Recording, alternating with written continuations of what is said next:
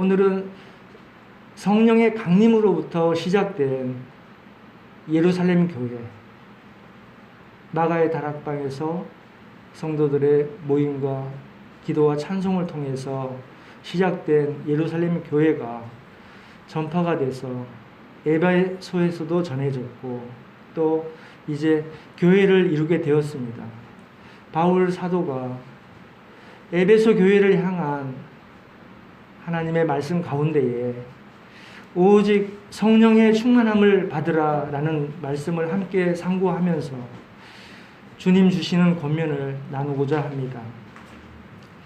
하나님의 말씀은 성도 개개인들에게도 주시지만 교회의 지체가 된 교회의 지체로서 교회에 주시는 하나님의 말씀도 됩니다. 오늘 본문에서는 바울 사도를 통해서 에베소 교회에 주시는 하나님의 말씀인데 주천한 교회를 위해서 주시는 하나님의 말씀이 되기를 원합니다. 특별히 함께 나누게 되어서 이 복된 주일날 함께 하신 모두를 하나님께서 친히 축복해 주시기를 원합니다. 이 말씀은 우리가 이미 알고 있던 말씀, 또 지나간 말씀, 그런 말씀이 아니라 함께 예배드리고 있는 이 순간에도 또 말씀을 통해서 우리가 하나님을 대할 때 현재의 말씀이 되고 또 현재 진행형의 말씀이 되기를 원합니다. 본문을 묵상하는 가운데에 에베소에서는 옛사람과 새사람으로 구별하여 말씀하여 주신 것을 알게 되었습니다. 오늘 살펴보는 말씀이 5장에 있는 말씀인데 이미 앞서서 4장에서 옛사람을 버리고 새사람을 입으라 라고 말씀을 하셨습니다. 여기 새사람, 이 새사람이 바로 성령으로 거듭난 사람입니다. 다시 말하면 성령의 충만함을 받은 사람일 것입니다. 이것은 분명히 옛사람과는 완전히 다른 사람인 것입니다. 우리가 흔히 쓰는 말로 before, after, 이전과 이후, 그렇게 구별돼서 예수님을 만난 이후, 또 하나님의 말씀을 깨달은 이후, 성령이 충만한 이후의 삶이 다른 삶이, 변화된 삶이 되는 것을 느끼고 또 사모하며 나가는 주천한교회 성도님들 다 되시기를 축원드립니다. 정철 영어 선생님 혹시 아세요? 한국 사람이라면 누구나가 다 이름은 다 알고 계실 겁니다. 정철 영어로 유명했는데 이분이 아드님이 전도를 해서 예수님을 믿고 오래전입니다. 이제는 장로님이 되었는데 이분이 하는 간증 중에 제가 영어를 가리키는 교수법이 있는데 하나님을 믿기 전과 믿은 후가 완전히 다르다. 그래서 이름을 붙이기를 BC법 또 AD법,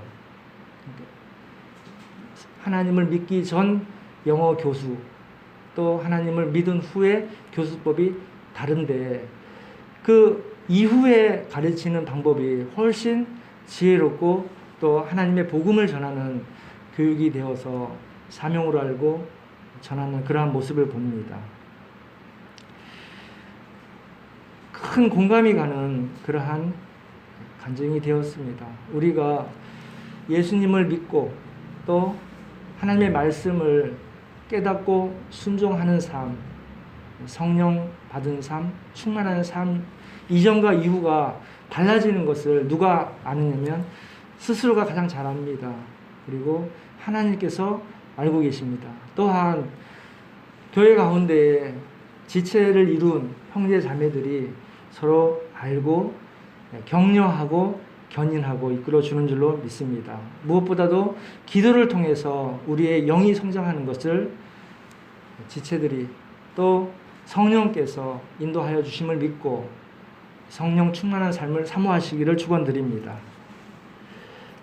성령 충만한 삶은 삶이 바뀌는 것인데 여러 가지가 있는데 그 중에 하나는 삶의 주인 또 삶의 목적이 변화되는 것입니다. 이전에는 나를 위한 삶 그리고 또 내가 좋아하는 내가 원하는 삶을 쫓아갔다면 이제는 하나님께서 원하시는 삶 하나님께서 내게 바라시는 삶을 찾고 말씀을 통해서 순종하면서 체험 가운데 하나님의 인도하심을 믿고 따라가는 삶이 되는 줄로 믿습니다.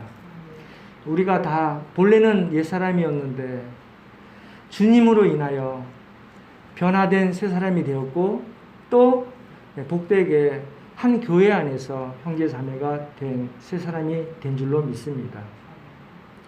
예수님께서 이 땅에 오신 목적이 하나님을 깨닫게 예수님이 그리스도가 되신 것을 깨닫게 하심으로 이 복음이 죄 사함의 이 복음이 전해지도록 이 땅에 오셨는데 유대인 중에 니고데모가 찾아왔을 때에 사람이 물과 성령으로 나지 아니하면 하나님 나라에 들어갈 수 없느니라 라고 말씀을 하셨습니다. 물과 성령으로 나지 않으면 하나님의 나라에 들어가지 못한다. 부정을 하니까 이것은 강한 긍정이 되는데 니고데모에게 거듭남에 대하여 말씀하셨을 때입니다. 요한복음 3장 5절입니다. 예수님께서 공생애를 막 시작할 무렵에 하신 말씀입니다. 우리가 알고 있죠. 다 세례를 받으셨잖아요. 세례는 믿음의 예식입니다. 예식을 통해서 믿음을 증거하는 것. 그리고 이후에 성령으로 난 사람, 거듭난 사람, 성령을 받은 사람, 성령 충만한 사람이 성령 세례를 받은 사람입니다. 성령 세례를 받아서 충만하게 된 사람입니다. 이것은 믿음이 실제가 된 사람, 하나님께서 내주하신 사람, 내주하시는 대로 순종하며 따라가는 사람, 하나님께서 함께 하시는 사람, 하나님의 임재가 있는 사람인 것입니다.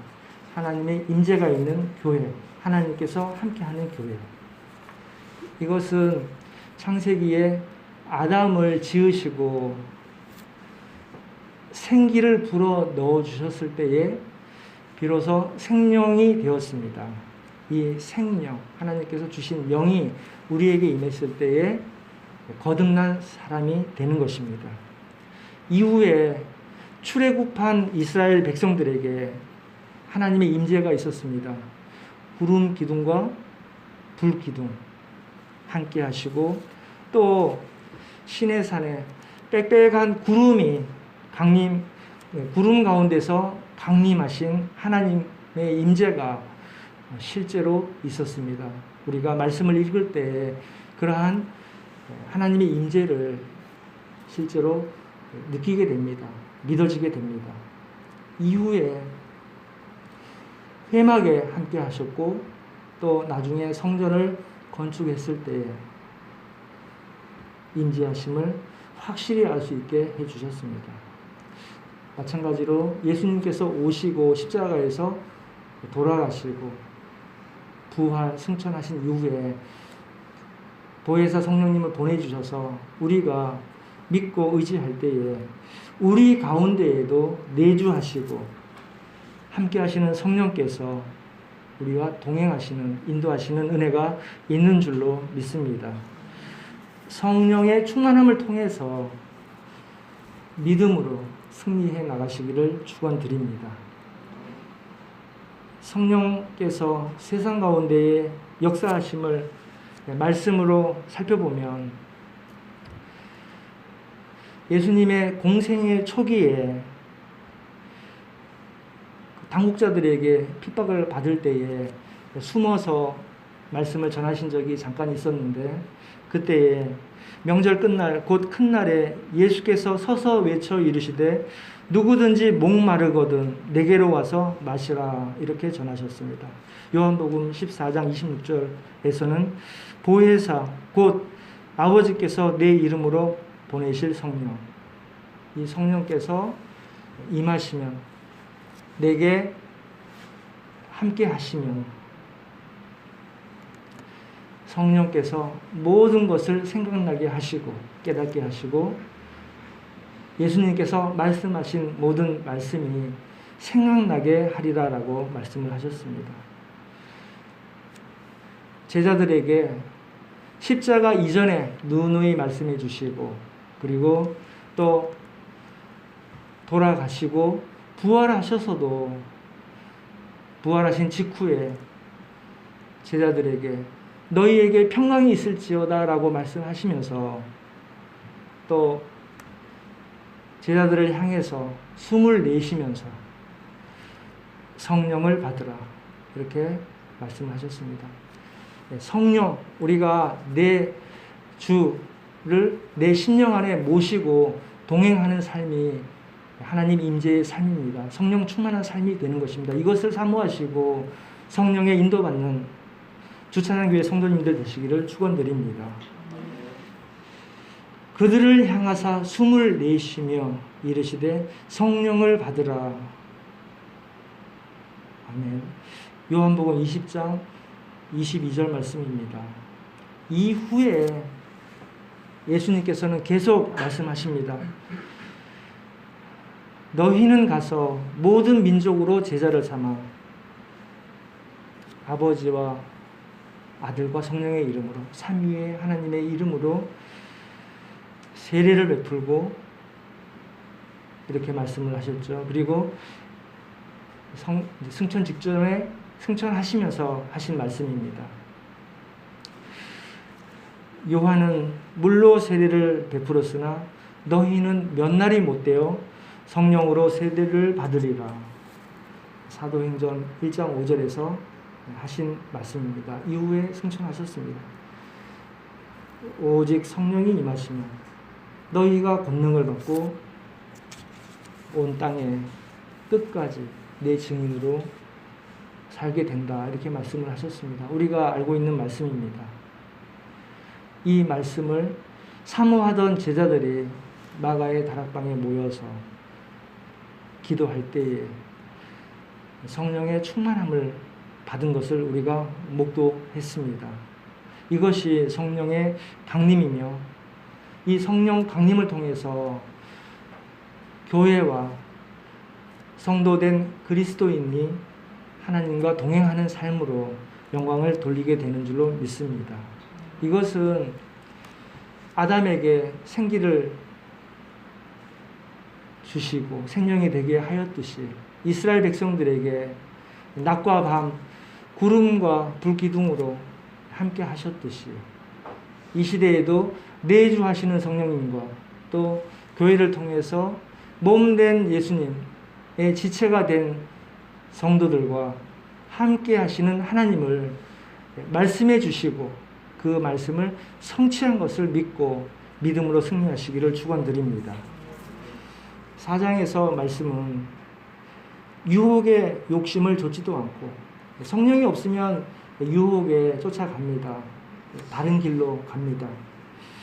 또 썩어질 구습을 좇지도 않는다고 했습니다. 이것이 새 사람인 것입니다. 오직 심령이 새롭게 되고 심령이 새롭게 되는 것은 세상과 다른 세상 사람과 구별된 새 사람으로 살아가는 것입니다. 주님 안에서 거듭난 사람이 돼서 영의 열매를 맺게 되는 사람인 것입니다. 이 새 사람이 우리가 관심을 갖고 소망하며 사모하며 새 사람을 입어야 되는 줄로 믿습니다. 오늘 하나님의 말씀 안에서 이 새 사람에 대한 말씀이 있습니다. 결과적으로는 15절에서 지혜 있는 사람이다 말씀을 하십니다. 그리고 예수님 오신 때로부터 다시 오실 때까지가 말세의 시대, 악한 때인데 이때에 악한 때에 세월을 아끼라고 권면을 하십니다. 이 방법이 성령 충만의 방법입니다. 성령 충만할 때에 믿음으로 승리할 수 있게 해주십니다. 그리고 주님의 뜻을 알게 해주십니다. 17절에 보면 주의 뜻이 무엇인가 이해하라라고 말씀하십니다. 우리가 함께 봉독했던 말씀들입니다. 한국말 다른 성경에는 이해하라 이 말씀이 잘 아는 사람이 되라, 또 깨달으라 이렇게 말씀을 하시고, 영어에서는 understand로 통일이 되어 있습니다. under, 아래에, stand, 서 있는 것이죠. 아래에 서 있는 것인데 그게 understand, 이해하다라고 하는 뜻입니다. 겸손하게 말을 들을 때에 겸손하게 들으면, 아래에서 위를 바라보면서 들으면 말씀이 깨달아지고 순종할 수 있게 됩니다. 교만하면 위에서 말씀을 듣기 때문에 하나님의 말씀으로 들리지도 않고 말씀이 깨달아지지도 않게 되는 것입니다. 성령 충만한 삶이 되기 위해서 하나님께서 말씀해 주십니다. 성령 충만한 삶은 지혜로운 사람이다. 그리고 이러한 사람들이 된다라고 말씀을 해주십니다. 18절에 보니까 술 취함과 성령 충만을 서로 대등하게 놓고 비교를 해주십니다. 이렇게 하면 우리가 분명하게 깨닫게 싶겠다, 이런 뜻인 것 같습니다. 술 취하면 방탕하다. 그리고 오직 성령으로 충만하면 하나님께서 원하시는 삶으로 살게 된다, 이렇게 말씀해 주십니다. 술 취함에 대해서는 스스로 저도 취해 본 적은 있습니다. 지금은 술 냄새도 맡기 싫지만 방탕한 것이라고 했습니다. 경험이 있는 분들은 뭐 말씀을 하지 않더라도 다 알게 되는데, 경험하지 못하신 분들을 위해서 한번 다시 상기하면서 가겠습니다. 술은 진정제 역할을 합니다. 그러니까 두뇌 체계, 생각을 마비시키기 때문에 논리적으로 사고가 억제가 됩니다. 결과적으로는 옳고 그름을 판단할 수 없게 됩니다. 일시적인 것이죠. 그래서 각종 사건, 사고에 항상 술이 같이 들어 있습니다. 술자리에서 또는 술로 인한 사건, 사고가 많이 등장합니다. 사람이 짐승과 다른 이유는 이성이라는 것이 있는데 이 이성이 사라지기 때문에 짐승같이 되는 것입니다. 이것을 마비시키니까 동물과 똑같이 되는 것입니다. 차라리 계속 술 취해 있으면 스스로도 착각하지 않고, 깨어나지 않기 때문에 착각하지 않고 주변 사람에게도 덜 불편을 줄 텐데, 일시적이기 때문에 사람들이 그 일시적인 유혹을 따라서 술을 취하게 되는 것입니다. 깨어나면 정상적으로 다시 돌아오니까 본인도 착각, 또 주변 사람들도 술 취하게 되는 것입니다. 술을 먹고 취하게 되면 자제력, 균형 감각, 공간 지각, 또 안구 조정 능력도 없죠. 신체 조절이 현저하게 떨어집니다. 비틀거리고 몸을 가누지 못합니다. 눈에 보이지 않는 현상 더 심합니다. 눈에 보이는 것은 일부의 현상입니다. 심지어 겨울에서는 밖에서 자다가 죽음에 이르기도 합니다. 이런 모습들이 다 하나님을 떠난 옛사람의 모습입니다. 술을 마실 때는, 취해 있을 때는 부끄러움도 모르는 사람이 됩니다. 이러한 모습은 사단과 마귀에게 붙들려 사는 옛사람의 모습인 것입니다.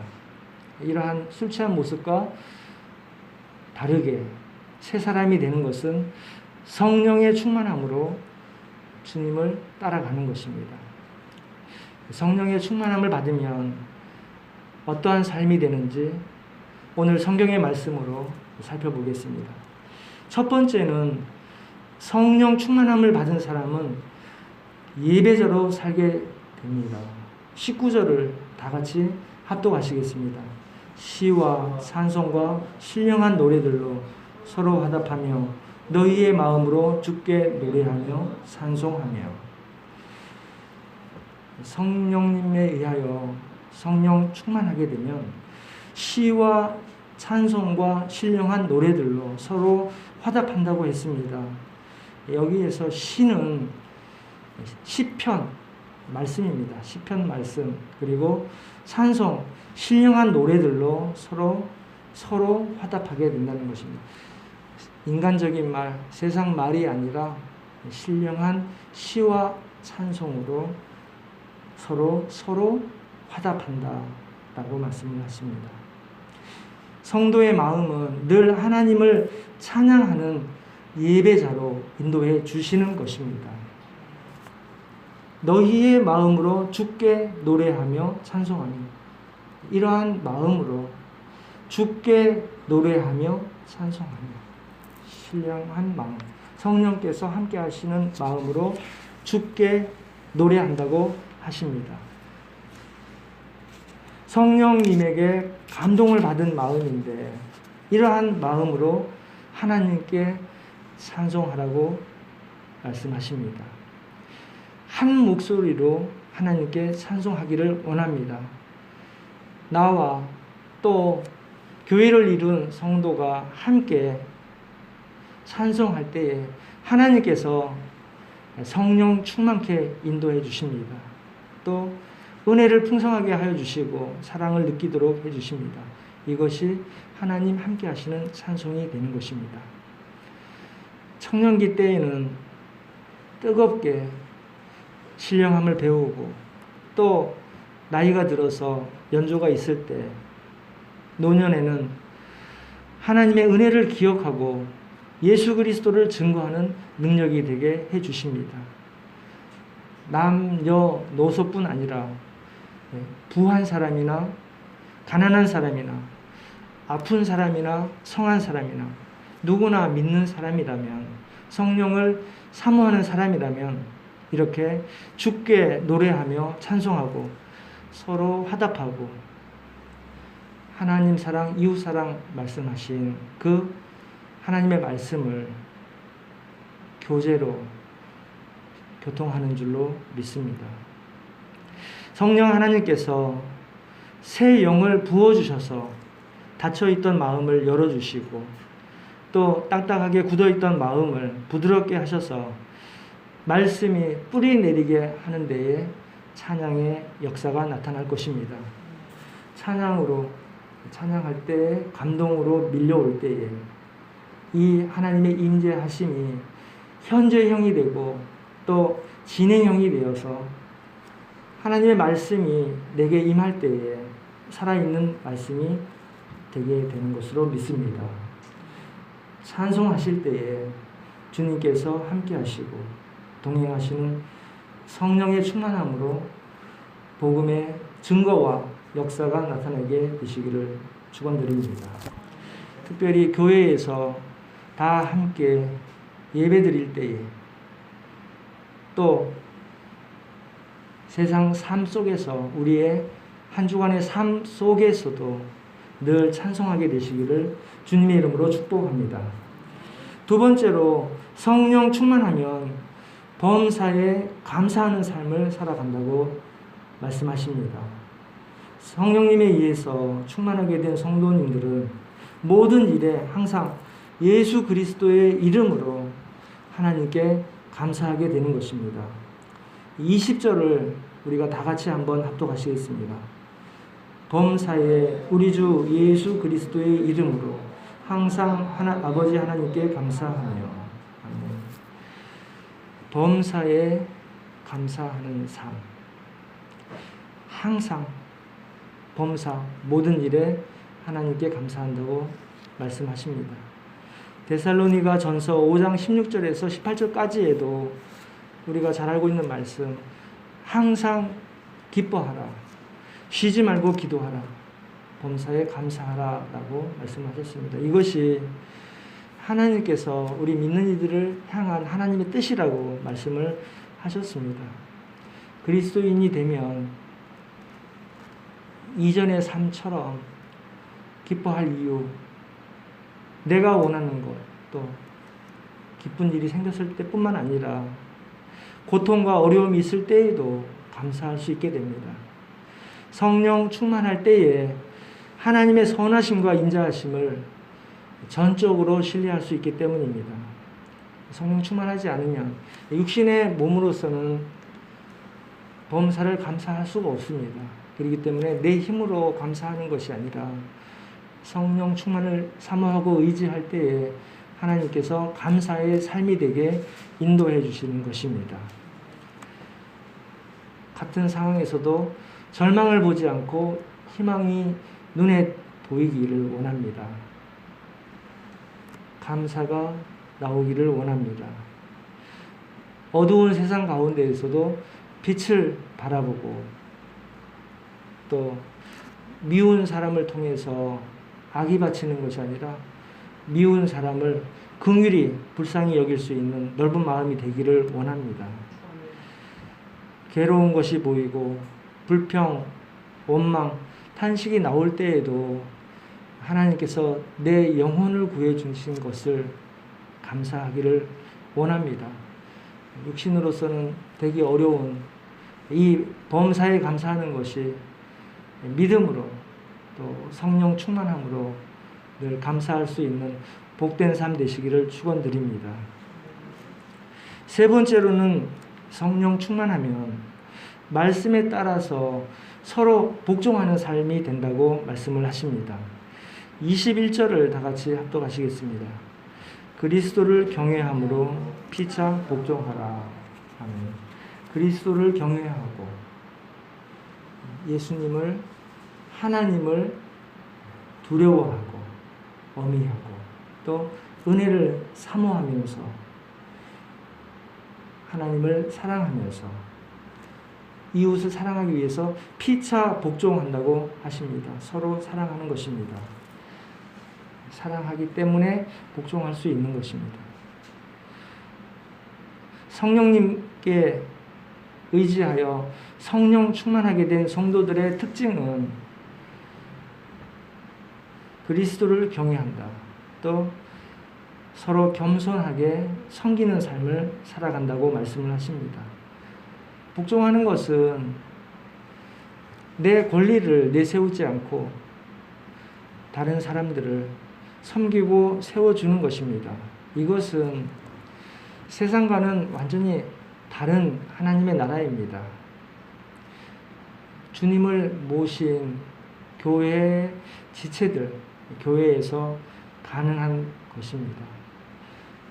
내 시간을 드리고 내 물질을 드리고 내 정성을 드리는 데에 하나님을 위해서 드릴 때에 하나님께서 만사를 형통한 심령되게 풍성한 은혜되게 인도하여 주실 줄로 믿습니다. 이렇게 인도하시는 분이 성령님이 되십니다.